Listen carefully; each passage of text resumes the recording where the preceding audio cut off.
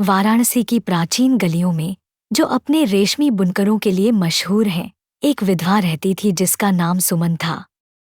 उसकी दुनिया उसकी पुश्तैनी हवेली की 4 दीवारी और करघे की लयबद्ध आवाज तक सीमित थी। 30 सालों से वह अति सुंदर बनारसी साड़ियां बुनती आई थी, जिसका हर धागा अनुशासन, एकांत और गर्व की भावना से बना होता था। उसका जीवन एक सुनियोजित कलात्मक कार्य था और उसका बेटा अरुण उसके जीवन की वह सुनहरी जरी धागा था जो उसके केंद्र में चमकता था।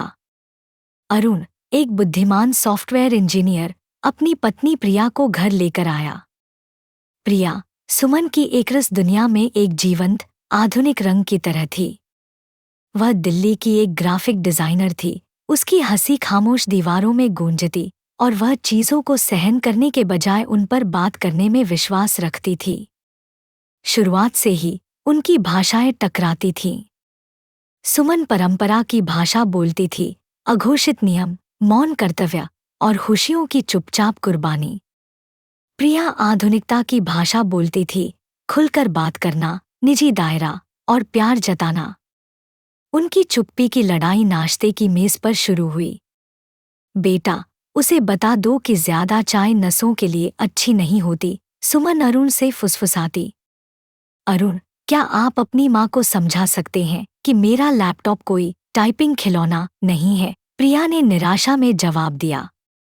अरुण एक थका हुआ लोलक बन गया, अपने जीवन की 2 सबसे महत्वपूर्ण महिलाओं के बीच झूलता। उसकी मुस्कान धीरे धीरे फीकी पड़ने लगी। हवेली, जो कभी खामोश रहती थी, अब एक भारी, असहज सन्नाटे से भर गई थी। मोड़ एक सीमिंगली मामूली घटना से आया। सुमन ने आंगन में एक छोटा तुलसी का पौधा रखा हुआ था, जिसकी देखभाल वह दशकों से कर रही थी। एक सुबह प्रिया एक वीडियो कॉल के लिए बाहर अपना वर्कस्टेशन सेटअप करने की जल्दबाजी में एक्सीडेंटली उससे टकरा गई और मिट्टी का बर्तन टूट गया। प्रिया ने तुरंत गंदगी साफ की, एक नया सुंदर सिरेमिक बर्तन खरीदा और केयरफुली तुलसी को दोबारा लगा दिया। वह सुमन के पास गई, माँ, मुझे माफ कर दीजिए, मैंने इसे दोबारा लगा दिया है। देखिए, यह और भी अच्छा लग रहा है। सुमन ने नए बर्तन को देखा, उसका चेहरा पत्थर की तरह सख्त था। तुम पुरानी चीज को नई से बदलकर यह नहीं सोच सकती कि वह एक जैसी है। उस बर्तन में 30 सालों की मेरी प्रार्थनाएं समाई थी। तुम कीमत पैसों में आंकती हो, मैं उसे यादों में आंकती हूँ। वह मुड़ी और चली गई, प्रिया को व्यथित और असहाय छोड़कर। उस रात अरुण घर नहीं आया। उसने फोन किया, उसकी आवाज थकी हुई थी, बहुत काम है माँ, मैं ऑफिस में ही सो जाऊंगा। ये शब्द हवा में झूल गए, उस घर की कठोर सच्चाई जो उन्होंने बनाया था। प्रिया छत पर गई, अकेलेपन के आंसू रोकती हुई। कुछ मिनटों बाद सुमन वहां आई, हल्दी वाला दूध के 2 कप लिए हुए। अपने पिता के जाने के बाद से उसने ऐसा नहीं किया था, सुमन ने कहा। उसकी आवाज असामान्य रूप से कोमल थी। वह प्रिया की ओर नहीं, बल्कि शहर की दूर की रोशनियों की ओर देख रही थी। यह घर अब एक युद्ध के मैदान जैसा लगता है और मेरा बेटा अकेला शिकार है। प्रिया का बचाव करने का भाव चूर चूर हो गया। मुझे भी अपने पति की कमी खलती है, उसने स्वीकार किया। उसकी आवाज मुश्किल से सुनाई दे रही थी। मैं आपके पुराने फोटो देखती हूँ, आप बहुत खुश नजर आती थीं। क्या हुआ? सुमन ने एक गहरी सांस ली, एक ऐसी आवाज जो सालों के बोझ से भारी थी। मैंने जीवित रहने के लिए दीवारें खड़ी कर लीं। उसके लिए मजबूत बनना था। खुशी एक ऐसी मेहमान बन गई जो आनी बंद हो गई। अंततः उसने प्रिया की ओर देखा। तुम मुझे याद दिलाती हो जिसे मैंने बहुत पहले कैद कर लिया था। निडर। उस रात एक पुल बना, मकड़ी के जाले जितना नाजुक। शब्दों से नहीं, बल्कि अरुण के प्रति साझे उमड़ते प्यार से। अगली दोपहर सुमन प्रिया के कमरे में गई। उसके हाथों में कपड़े का एक मुड़ा हुआ टुकड़ा था। उसने इसे खोलकर करघे पर आधी बुनी हुई एक साड़ी दिखाई। नमूना एक जटिल सुंदर मोर और फूलों का मेल था, लेकिन वह अचानक अधूरा रह गया था। यह मेरी शादी के लिए थी, सुमन ने कहा। उसकी उंगलियां बेकार पड़े धागों को टटोल रही थी। मैं इसे कभी खत्म नहीं कर पाई। मैंने लय खो दी। उसने एक गहरी सांस ली। तुम एक कलाकार हो। तुम्हें नमूनों की समझ है। मुझे नमूना फिर से खोजने में मदद करो। इसे खत्म करने में मदद करो। यह जैतून की डाली थी, रेशम की नहीं, बल्कि गहरी कमजोरी की। प्रिया अंदर तक छू गई। नेहा में सिर हिला दिया।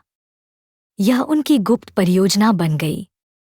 बाहरी तौर पर कुछ खास नहीं बदला। उन्होंने दुनिया के लिए वही दिखावा बनाए रखा जो उनसे विवाद की उम्मीद करती थी। लेकिन दोपहर में जब हवेली शांत रहती, वे करघे पर एक साथ बैठतीं। सुमन प्रिया के हाथों को पारंपरिक नमूनों पर चलाती और प्रिया उसे एक नए रंग, एक नए डिजाइन को मिलाना सिखाती। वे कम बोलती, उनका संवाद करघे की कोमल आवाज थी, एक नई साझा भाषा। वे सिर्फ एक साड़ी नहीं, बल्कि एक नई समझ बुन रही थी। परीक्षा एक बड़ी शादी के दौरान आई। अपरिहार्य गपशप शुरू हो गई। एक चाची सुमन के पास आकर बोली, भाभी, प्रिया की साड़ी बहुत बोल्ड है ना? हमारी पारंपरिक शैलियों जैसी नहीं। सबको एक तीखी सहमति की उम्मीद थी। इसके बजाय सुमन ने कोमलता से मुस्कुराकर कहा, दुनिया बदलती है बहन, पर परिवार का धागा तो वही रहता है।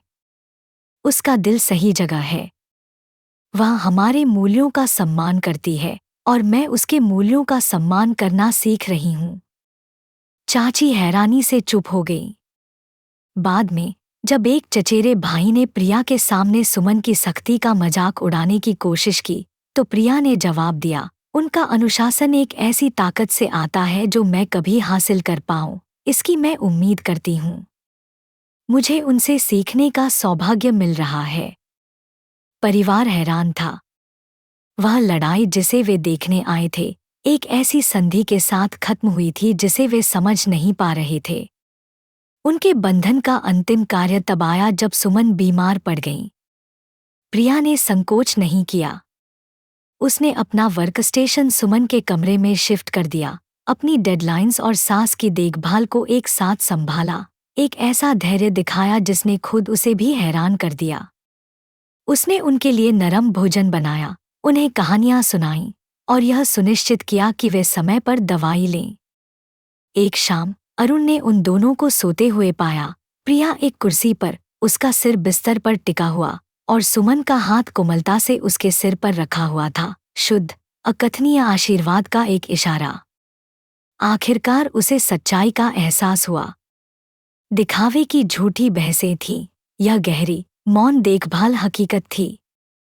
जब सुमन ठीक हो गई तो उन्होंने उन्हें पूरी हुई साड़ी भेंट की। यह एक उत्कृष्ट कृति थी।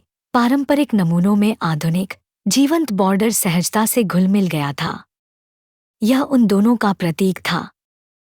अगले पारिवारिक फंक्शन में सुमन ने जोर देकर कहा कि प्रिया इसे पहने। जब सभी ने साड़ी की प्रशंसा की, सुमन ने घोषणा की, मेरी बहू ने इस साड़ी को सिर्फ पहना नहीं, उसे मेरे साथ बुना है। उसने मुझे एक अधूरी कहानी को पूरा करने में मदद की। फिर उसने प्रिया का हाथ थामा और सबको संबोधित किया। लोग कहते हैं कि एक सास और बहू कभी दोस्त नहीं बन सकती। वे गलत हैं। हमें सिर्फ एक दूसरे की भाषा सीखने की जरूरत है। कभी कभी वह भाषा शब्दों में नहीं बोली जाती, बल्कि धैर्य, समझ और एक ही व्यक्ति के प्यार के धागों से बुनी जाती है। कमरा खामोश हो गया, फिर सच्ची प्रशंसा की गूंज से भर गया। कहानी की सीख, मोरल ऑफ द स्टोरी, सास और बहू का रिश्ता टकराव के लिए अभिशप्त नहीं है। यह एक करघा है जहां दो पीढ़ियां एक दूसरे के प्रति सम्मान की एक उत्कृष्ट कृति बुनने का विकल्प चुन सकती हैं। सबसे मजबूत बंधन अक्सर बड़े इशारों से नहीं, बल्कि सहानुभूति, समझौते और साझे प्यार के मौन, सहनशील धागों से बुने जाते हैं जो अहंकार पर समझ को चुनते हैं। एक घर तब घर बनता है जब एक महिला शासन नहीं करती, बल्कि जब दो दिल एक लय में धड़कना सीख जाते हैं।